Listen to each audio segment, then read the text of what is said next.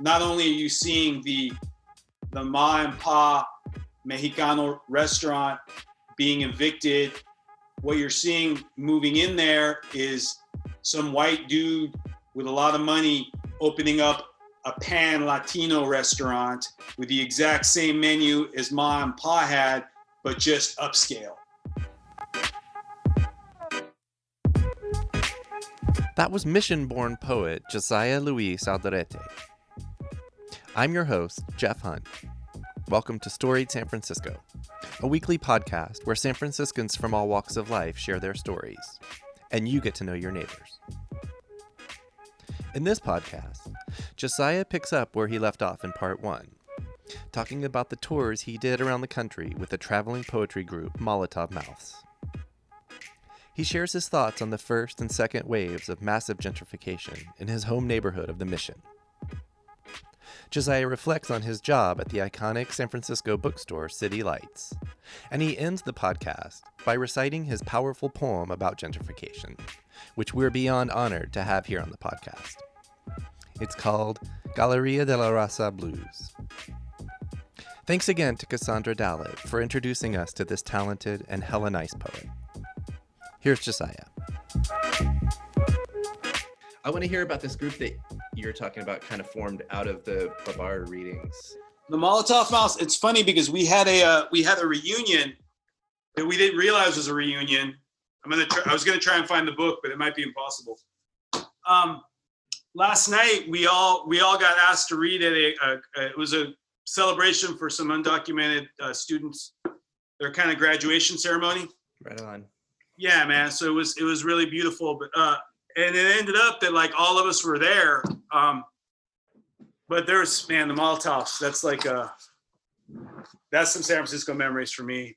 That was the original Molotovs were a group called James Tracy, Ananda Esteban, Dana Montgomery, Leroy Moore, and George Tirado. Okay. And yeah, this is a group, and we were all poets at the time, sort of involved in different poetry cliques. And because of James, who's still around, he's a brilliant organizer, works SF State teacher, just an amazing human. He sort of got us all together, and I think he even gave us our name. You know, and then we ended up getting an anthology published by Manic D Press called Explosive New Writings, which I was trying to find, but I can't. There's too many damn books in this house, man.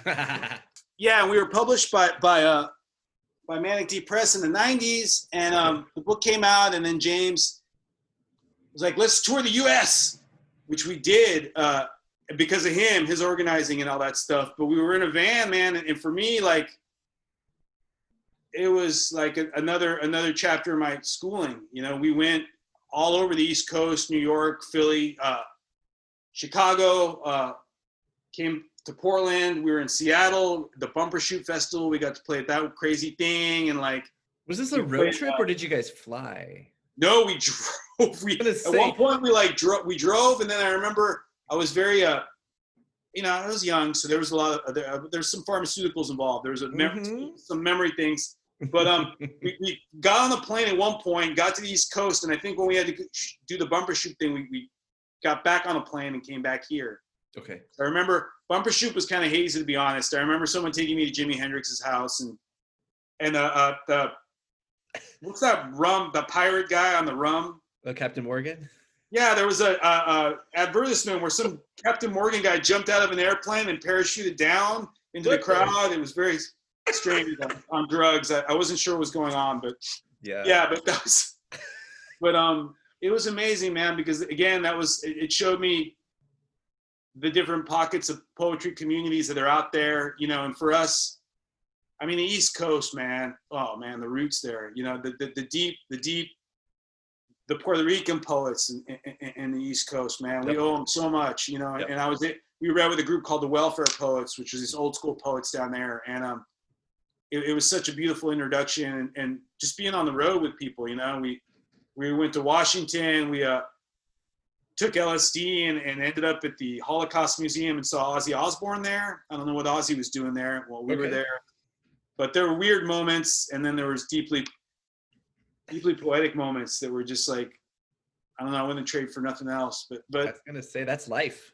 it was a really, really crazy trip, man. It was a lot of, a lot. And when we got to New York, I'll never forget this too. There was a huge blackout, and it was probably 2 years or a little after 9/11.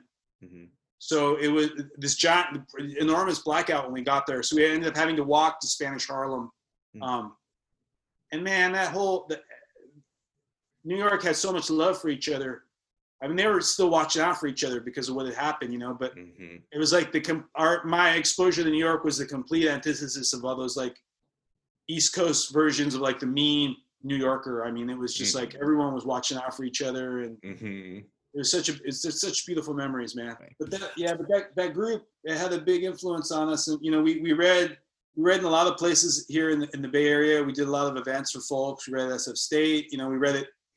I remember reading it, and this was, I mean, obviously years before I worked there, but we got to read it City Lights, which was like, God, man, it was such a crazy moment for us. And that was back then when City Light, they were doing the events downstairs in the basement, so it was like, it was a big deal. But were you living in San Francisco that whole time? Yeah. That was still the San Francisco days. So that was, who was I? I don't think I was on 20th and Bryant. Yeah, I think I might have been on. Maybe it was 20th and Bryant. Yeah. No, it wasn't. No, never mind. Yeah. So since we're talking about like that kind of late 90s, early 2000s, do you want to talk about, because I feel like that was the first wave of Mission gentrification, right? Do you want to talk about any of that? Well, yeah, that was, I mean, thank you for bringing that up, because, people, generally America no tiene memoria, but, yeah, people don't realize, they see it, the Mission now, and they talk about gentrification but I mean, the years that it's been going on, and the 90s was really the first heavy wave, and that was literally when it was just like the first wave. So when shit started changing, it was a big deal. I mean, now it's really funny. I'll eavesdrop on people when I'm working at City Lights, and then I remember right before we closed, there was a Saturday night, and this guy was, and not to stereotype, but there's that white Mission hipster that looks a certain way now, whatever. But so I spotted one in the wilds of the bookstore downstairs, and he was on one of them dates that the kids go on these days, where they swipe left and right. Yeah. So they were like getting to know each other, and he's complaining to his date as, oh, Valencia Street is just so crowded these days. I can't even walk by. I've been living there 2 years and it's insane. I'm just like, I'm thinking like, Biff, you have no idea, man. This shit, like, you have no idea. And I almost stopped shelving to say something, but I don't, when I eavesdrop, I try not to. But, so the 90s, it was a big deal. I mean, Valencia Street, like I said, that none of those shops literally were all working class shops. There's like appliance places, bookstore, so working class people stores, taquerias. So I remember finding a $100 bill in front of Blowfish Sushi on Bryant Street. Thinking, man, something's going on here. Like, I'm not complaining, but something's going on. And also, a telltale sign for me was that apparently Starbucks had this master plan to market bars, just like they marketed cafes. I think I've heard about that. Yeah. Yeah. So their first bar was on Bryant Street, and it was called Christ. It starts with an S or something, but it basically looked like the set of Friends. Oh, God. It was like this weird bar with all these couches and a Cicarella or something like that. So when I remember seeing that, like, well, something's going on in the Mission, like, something really peculiar. And then there was these groups that were like actually on Valencia Street, when the crowded started happening with the restaurants and people, all that, there was like these groups that would start vandalizing the cars out there. It was like an SUV vandalizing movement that started happening. I noticed that, which honestly, I mean, I'm like, don't do that shit, whatever. I get it, but it was, I remember feeling sort of a mixed feeling when I'd see that kind of shit, but that started happening in the early 90s, and then, so you start seeing things shift around a little bit, new businesses open up. I remember an Oxygen bar opening up on Valencia Street. Yep. Remember that? 19th, yep. Yeah, so I was like, what? Oxygen? Like, it was like, so Yeah, there were some signs that were definitely like, man, this neighborhood's some, you know. So Yeah. it was hard, but I mean, Well, not to minimize any of that, but that first wave of tech gentrification is almost quaint now compared to oh yeah, no, what no, things it are. is. You know what I mean? Like Yeah, it's no, it almost is. I mean, nothing. because you know, they're just jamming more gentrification on top of each other now. So it's like, yeah, you know, with all them companies went public this year. So how many hundreds of new millionaires are there in the city that are like under 20? So like, Right. you know, all this shit is like, it was quaint, man. It was very quaint finding $100 bill on like, you know, in front of like, you know, it's like, oh, you know, this is cute. Yeah, yeah. There was I mean, we had no idea. And for me, what's baffling now is that, I mean, we got to imagine, because it's not going to stop. Right. You know, so like, how is this gentrification going to morph like 2 years from? What the hell is it going to look like? Are we even going to be allowed on Valencia Street? You know, are there going to be like, you know, what's going, like, what the fuck? You know, It would take massive structural changes in society that I'm still hopeful can happen, but I feel like that's the only thing. And I'm talking about, you know, this country, but also this city, because this city, I don't have to tell you, loves capitalism. It's right, and that's kind of what we're talking about. Like all these giveaways that paved the way for those companies to move in, and you know, and push people out. But I don't know.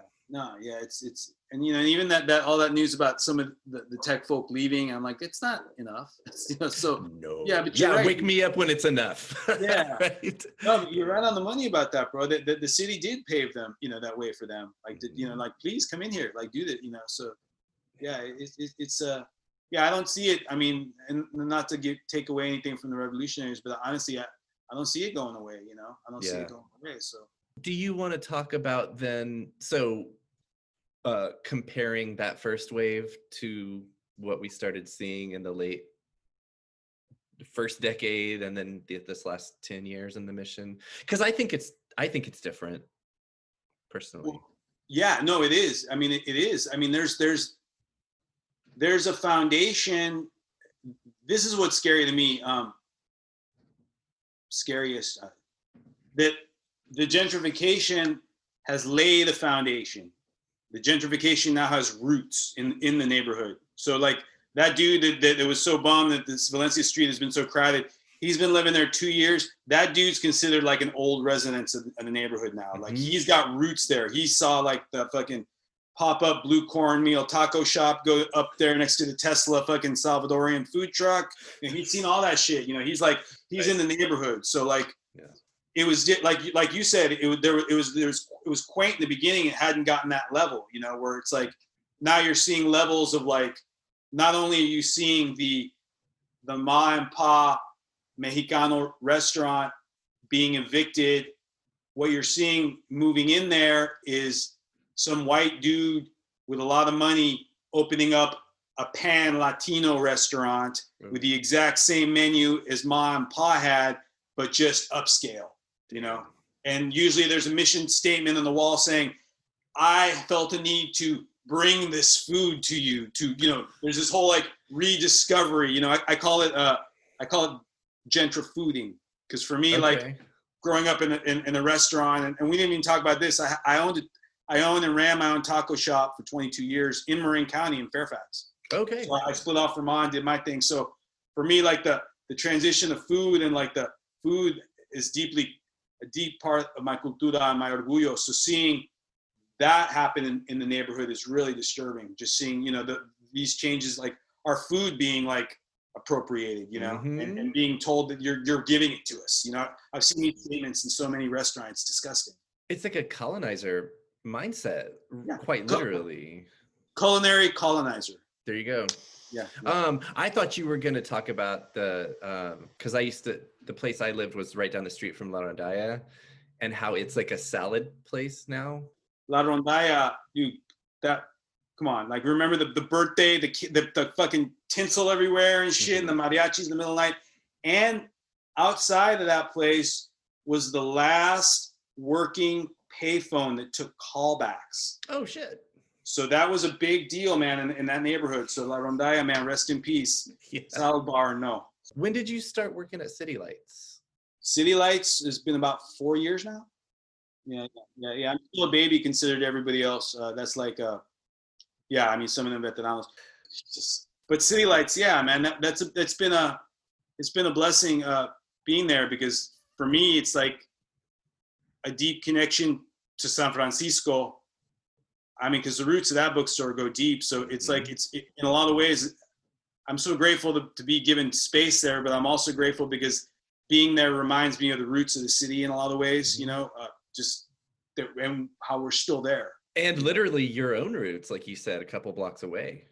Oh my God, big time, man. And you know, growing up, it's like I told you, you got to relearn all that stuff from school. So when I rediscovered writers and poets, I mean, back then, that was the first bookstore I went into. You know, the Mission was later on when I got older, but I mean, I discovered City Lights probably 13 or 14 years old. Oh, wow. You know, so going in there and start poking around, and get as you get older, you get deeper and deeper into it. But you know, I owe a lot to that bookstore, so I feel real proud being there and contributing to it now, because it's been nice. Yeah. Are you guys open? I've lost track.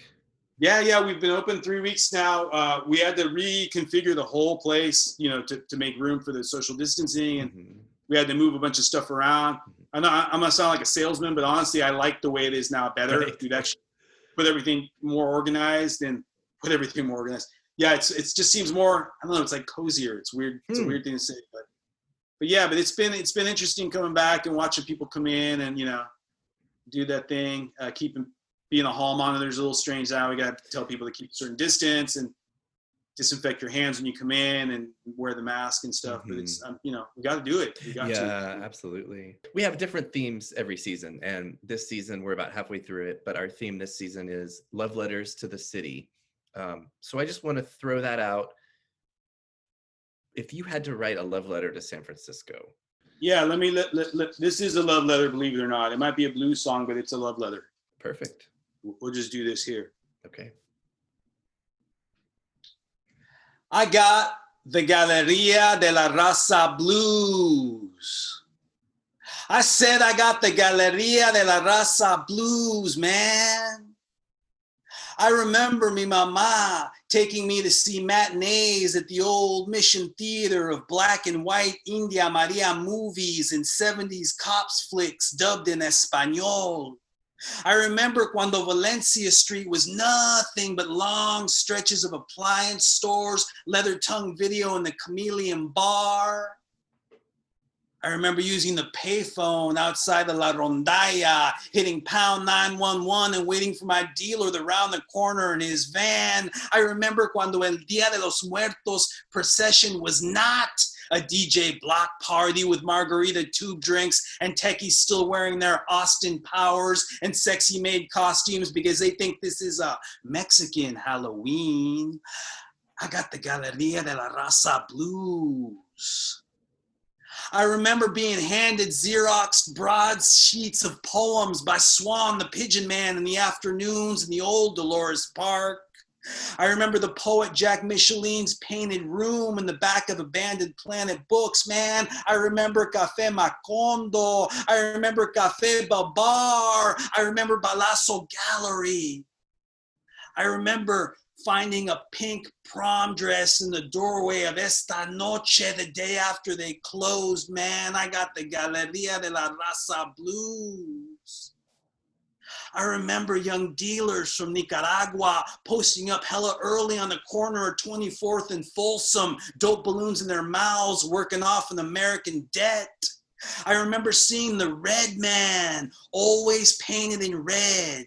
Clothes, fingernails, skin, eyebrows, mustache, man, even the mustache was red. And he wandered the streets of La Misión, mumbling words that came out red. I remember being told that Oscar Zeta Acosta, man, the brown buffalo, lived and wrote in an SRO hotel on Valencia Street above what is now another pinche pour-over coffee spot, man. I got the Galleria de la Raza Blues. I remember the donut shop on 20th and Mission with its donuts in the front and stolen TVs in the back and its sign that read, open 25 hours a day. I remember George Tirado's 500-pound shadow. I remember Francisco Alacron's tiny bifocals.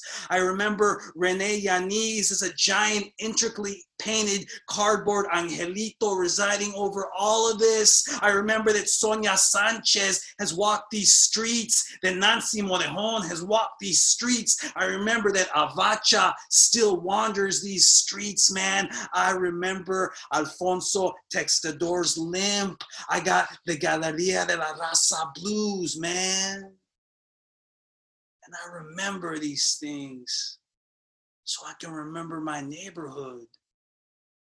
I remember these things so I don't get lost in the forests of reclaimed wood that is lining your cafe's insides and your .coms outside San Francisco. I remember this so I can get out of the way of the Ubers and Lyfts and Google buses that are not driving me anywhere that is a part of you, San Francisco. Híjole. I'm tired of reminiscing about the places where mi cultura and neighborhood used to be.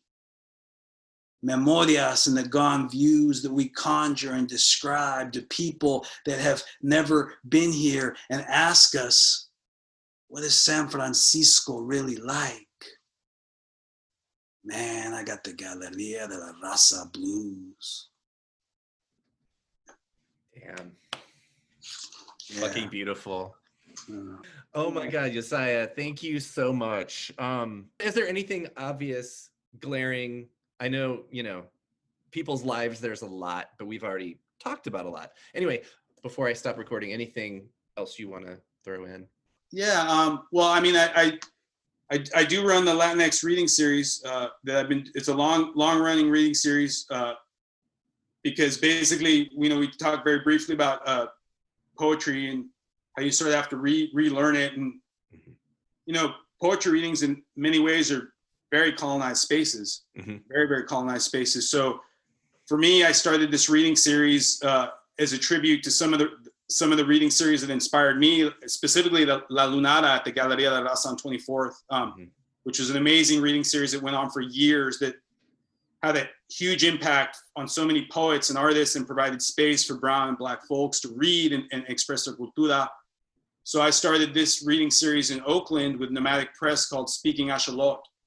And it's a monthly series. It's been going on third Thursday of every month. And we call it a decolonized poetic space. And awesome. I'm really proud of that, and really proud that this next week, actually, we celebrate 2 years anniversary. And so for me, even though I have been ejected from the mission, I am what I have started to call part of the mission diaspora in the Bay Area, where these artists still leave. And even though we get pushed out of our neighborhoods, we take that neighborhood with us wherever we go. And so for me, starting this reading series in Oakland, as beautiful of a city as Oakland is, it's my tribute to San Pancho, to San Francisco, and the reading series that had a huge influence on me. So that's very important for me to mention and to talk about and to say. Have you guys moved online on Zoom or something? Yeah, we're in the Zoom mundo now. It's been like the past 4 have been like on Zoom. So it's nothing like the real thing, of course, but the advantages to the Zoom thing, man, and I'm not a fan because we need the interaction, and I understand why we're doing it. But the thing with a Zoom is you get folks from all over now tuning in. So the series, we got people from Puerto Rico, from New York, from and I've noticed that in a lot of other things. I do city lights events too, and so the range is pretty amazing. But and the literary community really made that transition here in the Bay Area really quick to Zoom. But it's really, really sweet community. And there's an open mic too, so anyone's welcome to read. So, but every month we feature 2 Black and brown poets reading, and then there's open mic for everybody. So.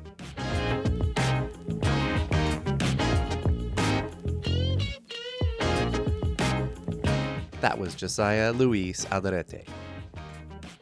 On the next episode of Storied San Francisco, Michelle and I go on a field trip to Dragon Spunk Grows, a Black-owned farm in the Bayview, where we'll meet Isaiah Powell. Music for Storied San Francisco is by Otis McDonald. Photography is by Michelle Kilfeather. The show is hosted and produced by me. Michelle and I have produced more than 120 episodes over the last 3 years, and you can find them all over at our website, storiedsf.com. We're on Twitter, Instagram, and Facebook as well as just about everywhere you can listen to podcasts. Please subscribe to stay up to date on all the content we publish.